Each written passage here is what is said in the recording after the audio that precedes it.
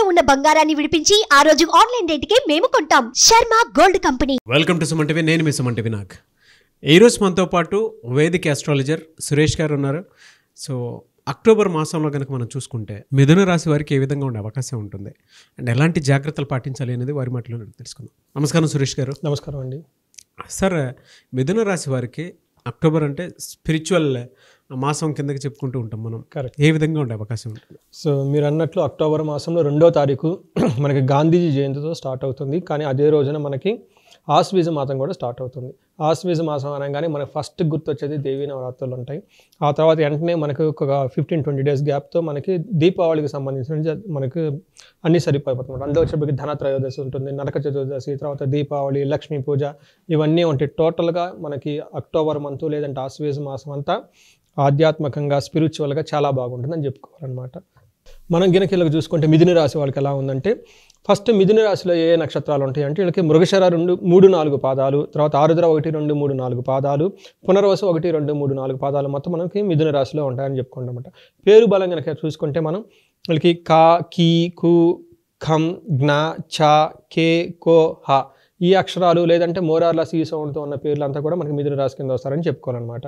మనం మాసం ఎలా ఉంటుందని చెప్పుకునే ముందు మన గ్రహస్థితి కనుక చూసుకుంటే వాళ్ళకి తులారాశిలో సూర్యుడు 17వ తారీఖున ప్రవేశిస్తున్నాడు. తర్వాత బుధుడు వచ్చేటప్పటికి అదే తులారాశిలో 10వ తారీఖున, శుక్రుడు వచ్చేటప్పటికి వృశ్చిక రాశిలో 13వ తారీఖున, తర్వాత కుజుడు వచ్చేటప్పటికి 20వ తారీఖు అక్టోబర్న కటక రాశిలోకి ప్రవేశిస్తూ ఉన్నారనమాట.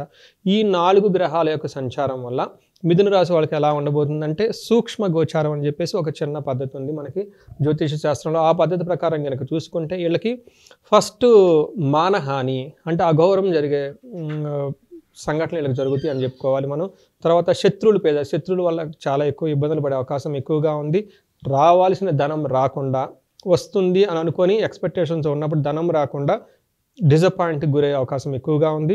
పిల్లల వల్ల కనుక చూసుకుంటే ఒక్కటే బెనిఫిట్ చూపిస్తాను మనం చెప్పుకోవాలన్నమాట. ఈ ప్రకారంగా చూసుకుంటే అయితే 17th తర్వాత కనుక మనం చూసుకుంటే వీళ్ళకి సేమ్ అదే కంటిన్యూ అవుతూ ఉంటుంది. వీళ్ళకి మనసులో చాలా బాధలు పడే అవకాశం ఎక్కువగా ఉంది. డబ్బు పోతుంది, భార్య బిడ్డలతో గొడవలు అయ్యే అవకాశం ఎక్కువగా ఉంది. విపత్తు ఏదో ఒక విషయంలో అనవసరంగా ట్రబుల్స్ ఫేస్ చేసే అవకాశం ఎక్కువ ఉందని చెప్పుకోవాలి.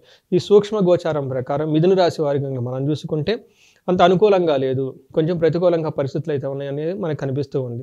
మన డీటెయిల్డ్ కనుక చూసుకుంటే మనకి సూర్యుడి యొక్క సంచారం కనుక మనకు చూసుకుంటే 5th హౌస్లో నుంచి 11th హౌస్ ఆస్పెక్ట్ ఉండటం వల్ల వీళ్ళకి మిక్స్డ్ రిజల్ట్ అనేది చూపిస్తుంది అనమాట. సూర్యుడు ఫస్ట్ వచ్చేటప్పటికి ఏ విధంగా పాజిటివ్గా ఉంటుంది, వీళ్ళకి ధనలాభం చూపిస్తుంది.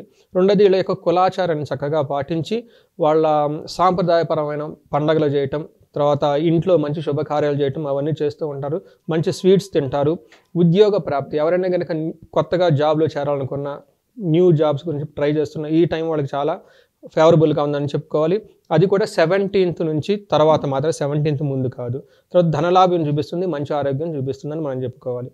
తర్వాత వీళ్ళకి కుజుడు వచ్చేటప్పటికి వీళ్ళకి ఓవరాల్గా చూసుకుంటే అంత అనుకూలమైన టైం అయితే లేదు. ఫస్ట్ 20 డేస్ ఏ విధంగా అనుకూలంగా ఉండదు అంటే వీళ్ళకి కత్తుల వల్ల కానీ గాయాలు వెళ్ళే అవకాశం ఎక్కువగా ఉంది. భార్యలతోటి బంధువులతోటి వైరం, తర్వాత యక్ష రాక్షస పీడలు అంటే శారీరకముగా వీళ్ళకి అయ్యో తెలవని విధంగా మానసిక బాధ, శారీరక బాధ ఉండి రాత్రులు నిద్ర పట్టకపోవటము, అర్ధరాత్రులు మేలుకు రావటం, చాలా ఇబ్బంది తమనపడే అవకాశం ఎక్కువగా కనిపిస్తూ ఉంది.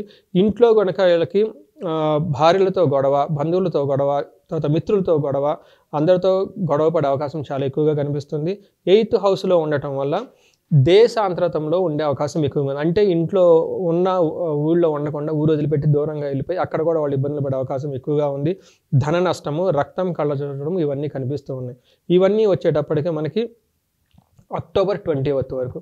అయితే అక్టోబర్ 20th నుంచి కుజుడు మారటం వల్ల వీళ్ళకి ఎలా ఉంటుందంటే సేమ్ అదే పరిస్థితి ఎక్కువగా కంటిన్యూ అవుతూ ఉంటుంది. ఓవరాల్గా ఏ విధమైన మార్పు ఉండదు. కాకపోతే అతిగా కోపము, పుత్రులతో విరోధము, అశాంతి, సంతానం వలన పుత్రుల వల్ల మనస్తాపానికి గురయ్యే అవకాశం ఎక్కువగా ఉంది. 9th హౌస్ ఉండటం వల్ల ఏమవుతుందో స్థాన భ్రష్టత్వం, ప్రమోషన్ వచ్చే అవకాశం ఎక్కువగా ఉంది.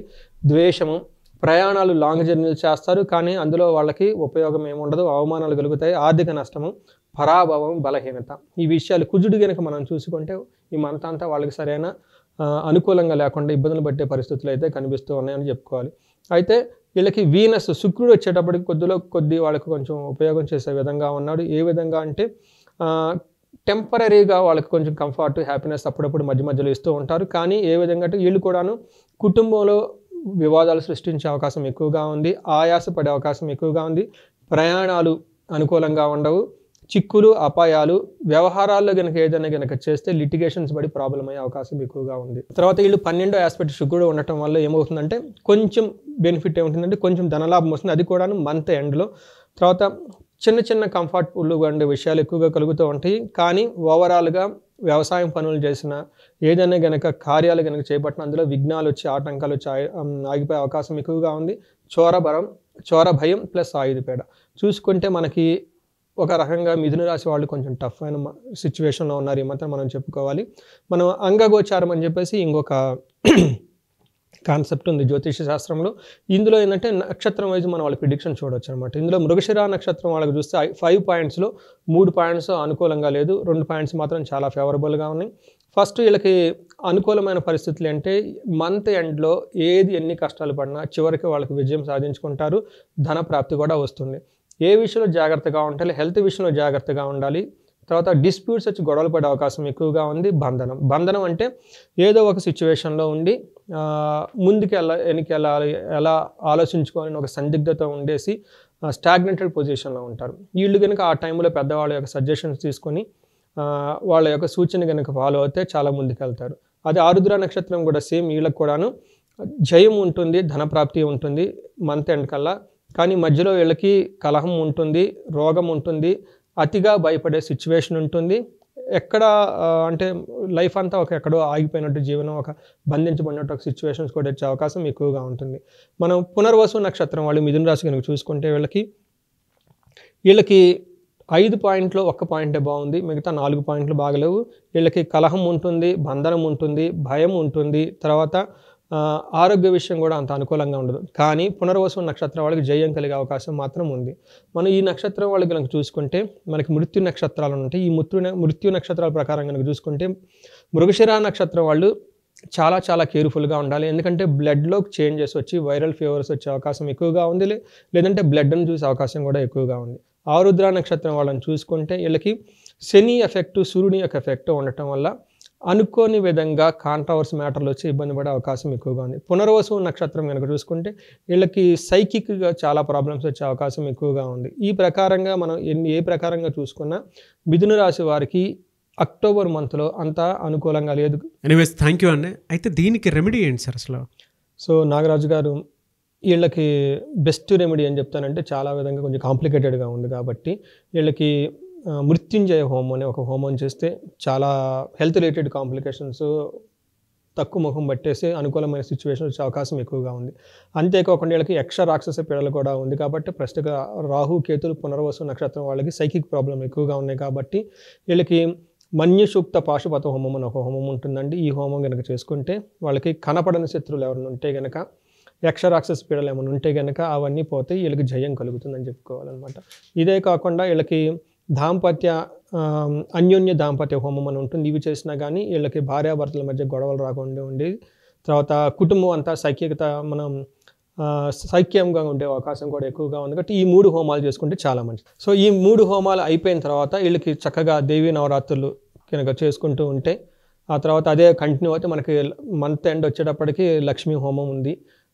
తర్వాత వీళ్ళకి ధనత్రయోదశి ఉంది. ఆ తర్వాత దీపావళి, లక్ష్మీ పూజ ఇవన్నీ ఉంటుంది కాబట్టి ఈ మాసం అంతా అయిపోయేటప్పుడు వాళ్ళకి చక్కగా మనం అమ్మవారి కృప వల్ల వాళ్ళకి అష్టైశ్వర్యాలు, భోగభాగ్యాలు కలిగే అవకాశం కూడా ఉంది. చాలామంది అంటే వీడియో చూసిన తర్వాత మిమ్మల్ని అప్రోచ్ అయ్యి అంటే దీనికి ఒక రెమెడీ ఉంటే బాగుంటుంది, ఎలా అయినా సరే మీ త్రూ అయినా సరే చేయించుకోవాలి అనుకున్నటువంటి వాళ్ళు ఉంటారు. మిమ్మల్ని అప్రోచ్ అవ్వాలంటే ప్రాసెస్ ఏంటండి?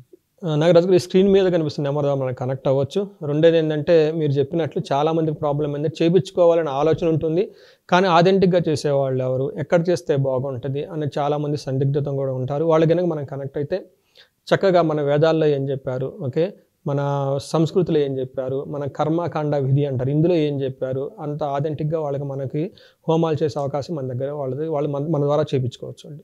ఓకే, సో అపాయింట్మెంట్ ఇస్తారు మీరు? ఈ కనిపిస్తున్న నెంబర్ ద్వారా మనకి కనెక్ట్ అయితే అపాయింట్మెంట్ ఇచ్చి మనం వాళ్ళ జాతకం మళ్ళీ ఇంకొకసారి ఇండివిజువల్గా చెక్ చేసి, వీలైతే వాళ్ళ ఇంట్లో వాళ్ళ జాతకాలు కూడా చెక్ చేసి మొత్తం కంప్లీట్గా వాళ్ళకి ఎండ్ టు ఎండ్ కేర్ లాగా తీసుకోవచ్చు. Good sir. Anyways thank you అండి. Thank you so much Suresh గారు. థ్యాంక్ యూ అండి నాగరాజు గారు. సో చూసారు కదండి వీడియో. ఈ వీడియోపై మీ అభిప్రాయం కమెంట్ బాక్స్లో పోస్ట్ చేయండి. ముఖ్యంగా మీరు కనుక త్రూ వేదిక్ ఆస్ట్రాలజీ సురేష్ గారిని అప్రోచ్ అవ్వాలి అనుకుంటే అపాయింట్మెంట్ తీసుకొని, సో మీకుండేటువంటి ప్రాబ్లమ్స్ని వేదిక్ ఆస్ట్రాలజీ త్రూ ఏదైనా రెమెడీ కావాలి అనుకున్నటువంటి వాళ్ళు స్క్రీన్ మీద కనిపిస్తున్న నెంబర్కి కాల్ ఆర్ మెసేజ్ వాట్సాప్ చేసి అపాయింట్మెంట్ బుక్ చేసుకోవచ్చు. అండ్ ఈ వీడియో లైక్ చేయండి, షేర్ మాత్రం తప్పకుండా చేయండి. ఇలాంటి మరిన్ని వీడియోస్ కోసం మా ఛానల్ ఫాలో అవ్వండి. Thank you.